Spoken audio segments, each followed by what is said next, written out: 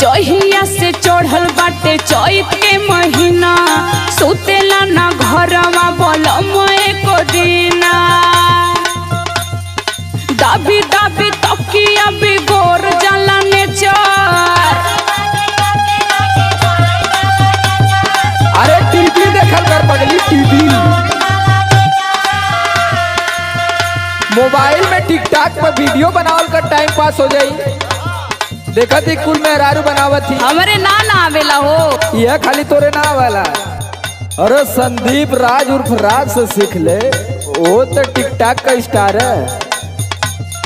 दाबी दाबी तकिया बिगोर जाला